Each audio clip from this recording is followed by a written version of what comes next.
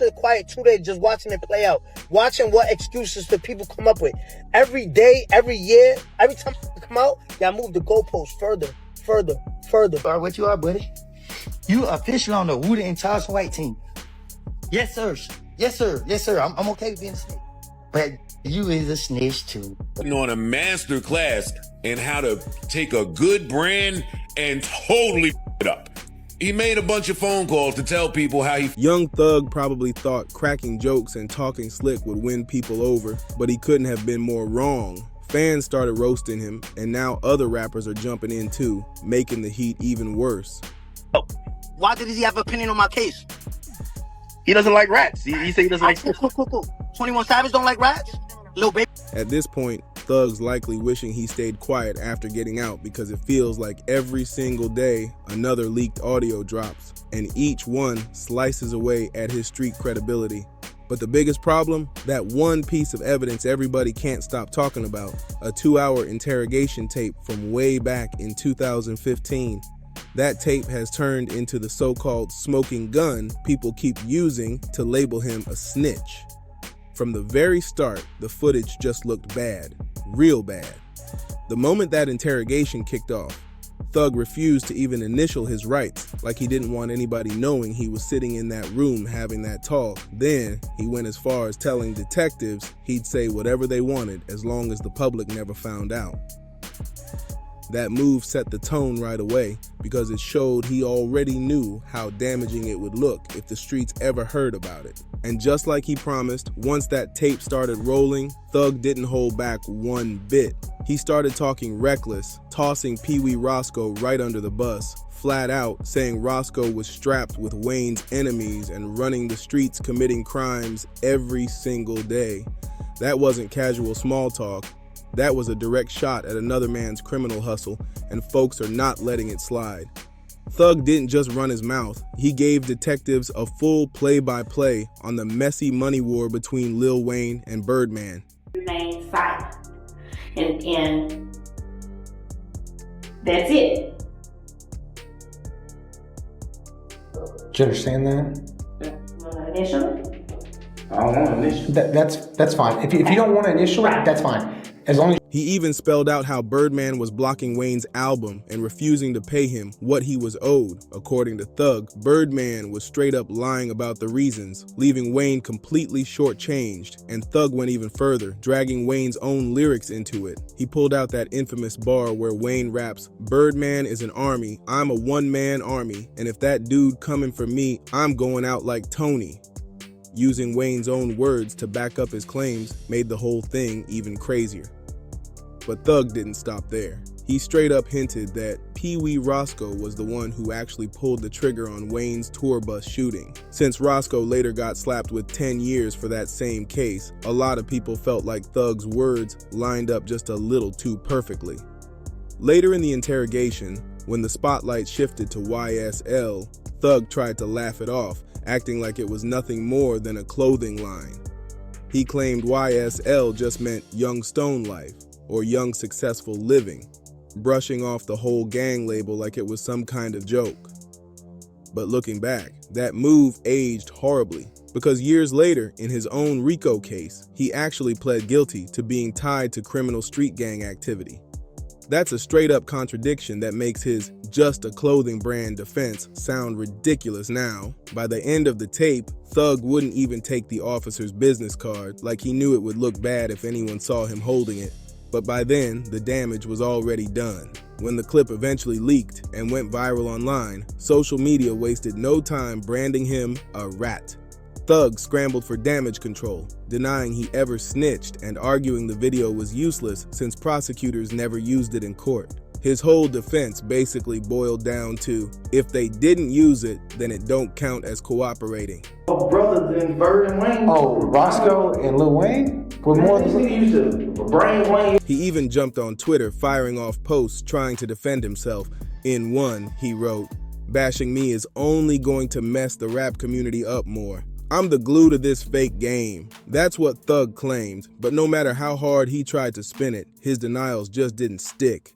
And the timing couldn't have been worse, because while he was fighting off the Rat label, even more leaks kept dropping, each one stacking the deck heavier against him. What's got people really heated is the flat-out hypocrisy in Thug's behavior, especially when it comes to Gunna. Remember, Thug went hard at Gunna after he took that Alfred plea deal in court. Gunna admitted YSL was a gang and that he personally knew members or associates who committed crimes to push it forward. And Birdman, they never put it out. So he started a little organization called Free Carter 5, meaning bring it out. And then Birdman told me that, so I'm like, oh, so that's what's wrong. To Thug, that was crossing the line. He even disowned Gunna in public, tweeting, "Gunna, stop acting like we're friends on the internet." Back then, that move looked bold and final. But now, with these interrogation tapes resurfacing, fans are calling Thug out heavy for not practicing what he preached. When Thug finally dropped his comeback music, he doubled down with bars aimed directly at Gunna, spitting, "Brother, you're a rat twin, you a pack." The energy was crystal clear. Thug was branding Gunna as a snitch and cutting ties in the coldest way possible. But here's the crazy twist. Both of them ended up taking plea deals in the end. Gunna took the Alfred plea, which basically admits the gang exists without claiming personal guilt. Meanwhile, Thug copped a straight-up guilty plea in his own RICO case. Both deals, in different ways, still tied YSL to criminal activity, and now fans are flipping the script on Thug. In that number, and I was in New Orleans. I said, what the f? That was so weird. This nigga, they all shot at this. As one source put it, either Gunna is a snitch, and by Thug's own standards, that makes Thug an even bigger snitch, or neither of them are snitches at all. Thug boxed himself right into his own hypocrisy. And then there's that infamous "yes ma'am" moment. Gunna's 2 words in court went viral, and Thug, along with others, used it to clown him, pointing at it as proof he folded under pressure. But now, that same energy is circling right back on Thug. Fast forward to today, and people are asking the real question. What about Thug's own 2-hour interrogation tape? The one where he name-dropped Birdman, Wayne, and Roscoe, laying out full details that make Gunna's little "yes ma'am" moment look tiny in comparison. One Reddit user even broke it down perfectly. Gunna never told on nobody. What he said couldn't even be used against anyone. He secured his way out of a snitching situation, but because they filmed it and leaked it, people just ran with the snitch tag. But Thug is in there telling, giving names, giving stories. Or you don't want my card. Because some people don't, and they're in jail, they don't want to have like the cop's card because they worry that, That's real rat activities. And now, it's not just random fans or Reddit posters piling on. Rappers and industry figures are speaking out too. One name that's been popping up heavy in the middle of this mess is Kendrick Lamar. In another leaked audio, Thug could be heard venting about how he tried to lock in a Kendrick feature, presumably for his 2023 album Business Is Business, and got shut down cold. He sounded bitter too, complaining, "These dudes too big, like I ain't doing no features." Why? Why wouldn't you want to do a feature for a superstar? That frustration just added more fire to the drama. But Thug didn't stop there. He doubled down, claiming he wasn't the only one Kendrick brushed off. According to him, even Lil Durk and Lil Baby got hit with the same cold shoulder when they tried reaching out. Thug made it sound like Kendrick's refusal had nothing to do with music. He painted it as pure ego. It's a music label and a gang, and you have personal knowledge that members or associates of YSL have committed crimes in furtherance of the gang. He described Kendrick as someone intentionally keeping himself above the rest of the rap game instead of embracing the culture and building with peers. In the leaked call, Thug snapped, saying, "You supposed to be a dude blessing Nenkags," before going even further and adding, "That's exactly why rappers like Kendrick would never be bigger than Drake, ever in life." Thug held up Drake, who he's teamed with countless times, as the perfect example of what a superstar should be, while framing Kendrick as the total opposite, too closed off, too ego-driven, and way too stingy with features. Thug even argued that Kendrick's refusal to work with him is part of the reason why Kendrick doesn't have the same grip on certain corners of the culture, especially the East Coast streets. According to Thug, fans out there just don't fully connect with Kendrick's music because he doesn't move with the community the way others do. Then Thug fired another shot, this time at Kendrick's own cousin, Baby Keem. He downplayed Keem's talent and influence, basically saying Kendrick was wasting his cosign on family instead of lifting up heavyweights like himself, Dirk, or Lil Baby. But that rant didn't hit the way Thug thought it would. Supposed to be a cool blessing nigga, that's why I'll never be bigger than Drake, ever in life. Never be bigger. It backfired big time. Instead of seeing confidence, most people saw entitlement, and it only made Thug look even more out of touch with the culture he was trying to call out. Fans wasted no time pointing out the obvious. Kendrick doesn't owe Thug or anybody else a feature, and when it comes to Baby Keem, that's literally his blood cousin. Of course he's going to put family first, whether Keem feels big enough in Thug's eyes or not. And here's the wild part. Looking back, it seems like Kendrick might have already addressed this exact tension in his music way before anyone even knew Thug had a problem with him. On Squabble Up, he spits, "Pipe down, young now, thaw. These some whole other politics. Beef with him and some beef in him. That's a lot of beef in him." Then later in the same verse, he adds, "Tell me why the fuck out cute dudes rap if it's fictional. Tell me why the dudes fed if you criminal/A dot. Can I get a drop?" I'm like, nah. That's Kendrick's style. He doesn't waste time airing out rappers in interviews or going on wild rants. He lets the music talk for him, and for fans, those bars hit way different now. Like a Thug and a Gunna and everything that they're going through. Yeah. And you look at other people too, and I said on the record, I said, I am not gang. But it wasn't just Kendrick dropping subtle hints. Here comes 50 Cent. And if there's one thing everybody knows, it's that when drama shakes up hip-hop, 50 is never sitting on the sidelines. He lives for moments like this. As soon as chatter around Thug's interrogation tape started heating up, 50 hopped on Instagram with a cryptic post. He uploaded a clip of a man dancing to the Dramatics classic In the Rain. But it was his caption that set the whole internet on fire. This how you gotta move in the streets now, cause these dudes telling. Be careful, 50 never said Thug's name outright, but the timing was way too sharp to ignore. This came just hours after that interrogation footage hit the internet, so fans instantly connected the dots. And let's not forget, this wasn't even 50's first time speaking on the YSL mess. Back in 2023, when the RICO case was still fresh, 50 explained how he purposely distanced himself from anything tied to gangs. He made it clear the law ain't just chasing mafias anymore. They're coming for rappers trying to juggle music and the streets.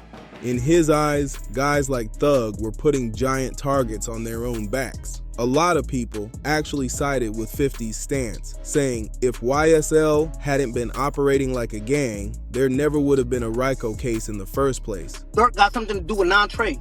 No. Huh? No. Why did he have an opinion on my case? He doesn't like rats. He said he doesn't like... Cool. 21 Savage don't like rats?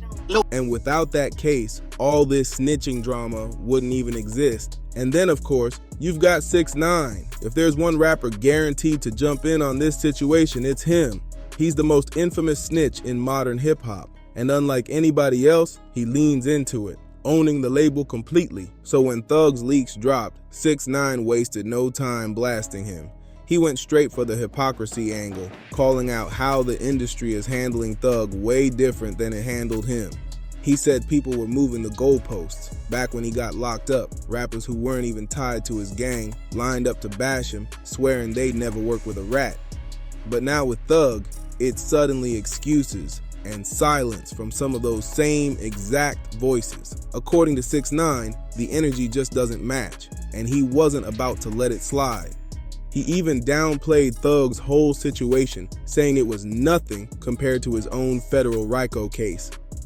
6ix9ine mocked him hard, saying, "Stop giving this dude applause." Bro, that's God. That ain't nothing but God biting you back in your bro, cause you supposed to been thankful that you just beat a life sentence and a RICO and came home and minded your business and been humble. But instead, you still coming out pushing the rat narrative, bro, and all that, this, that, and the third. Now look, it came back and brought you. Stop applauding this dude for taking a plea in the state. Everybody took a plea in the state. That ain't no win. You got 20 years probation. Dude, that ain't no win. You lost. And the wild part, a lot of people actually agreed with him. That's when you know it's really bad for Thug. When folks start nodding along with 6ix9ine of all people. But it didn't stop there. Then came YSL Mondo, someone who was actually close to the inner circle, and his words cut even deeper. According to Mondo, Thug's downfall didn't even start with these leaks. Snitch is someone that comply with the government, just bargaining for their freedom when they have done something illegal. Man, a rat, a snitching, it's nothing selective about. According to Mondo, Thug's downfall didn't start with the leaks. It started the moment he came home after beating that first RICO case. Instead of moving low-key and staying humble, Mondo says Thug came out running his mouth, clowning Gunna, and calling other people rats, when deep down, he already knew he had skeletons of his own. And to Mondo, that's exactly where the cracks started showing. Pure karma. Thug tried to paint himself as the ultimate anti-snitch, only to get exposed for doing the very thing he accused others of. And now the truth has come back to bite him hard. Mondo even called out Pee Wee Roscoe, saying Roscoe was brainwashed by Thug. This came after Roscoe hopped on IG Live to defend him, claiming that in his eyes, a rat is only someone who cuts a deal with the government to save themselves once they're already guilty. By that definition, Roscoe argued, Thug wasn't snitching. But most people weren't buying it. That kind of defense felt like twisted logic, especially since Roscoe himself had to sit down and do a 10-year stretch because of the very case Thug spoke on. To the outside world, it just looked like blind loyalty. And while Roscoe was standing by him, others weren't nearly as forgiving. Whack 100 and Munchie B, two dudes known for never sugarcoating anything, had a way harsher take. Bro. He a snitch, bro. He a snitch. Munchie stamping him a snitch. Yeah, I mean, he didn't say nothing about the bus shit. He say commit crimes every day, all right. But all that, he carried my drug shit, that's telling. Off the rip, that's telling. Whack 100 and Munchie B flat out said Thug was snitching. Period. No fancy explanations, no excuses. Their stance was simple. The second you sit in front of cops and start talking about someone else's crimes, naming names, or even dropping hints, you're telling. And then there's YSL Woody, the so-called star witness in the RICO case, already controversial for working with the feds. Even he came out swinging at Thug, calling him a snitch and saying he now belonged to the rat community. But Woody didn't stop there. He threw out a direct warning to Lil Baby and 21 Savage, telling them to keep their distance from Thug because if Thug went down, he'd drag them with him. And sure enough, not long after that, fans noticed 21 Savage had unfollowed Thug on Instagram, which many took as proof he was taking Woody's warning seriously. Yes, sir. Yes, sir. Yes, sir. I'm okay with being a snitch. But you is a snitch too. While Woody was out here playing the warning siren, Charleston White was busy playing cheerleader for Thug's downfall. Now, Charleston ain't even a rapper, but he's built his whole brand on stirring the pot. And when it came to Thug, he was in rare form. He launched into one of his trademark tirades, tearing into Thug's hypocrisy with Gunna and making the whole situation even louder. Charleston even declared he'd personally destroy Thug to the point he'd never rap again. If there was anyone who looked flat out happy about Thug's collapse, it was definitely Charleston. But the backlash didn't stop there. Another leaked phone call caught Thug dissing Lil Durk, saying, "I already done too much for you, man. Watch out," after Durk refused to clear a verse for Thug's album. That move instantly sparked a reaction from Durk's OTF crew, who wasted no time clowning Thug online. To make things worse, an old Durk lyric resurfaced. 6 more months. Locked up in them conditions like that there. He'll tell to get out of jail too.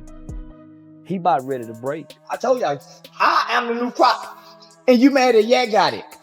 You mad at Gunna. Gunna don't have no interrogation tape. And everybody mad at Gunna.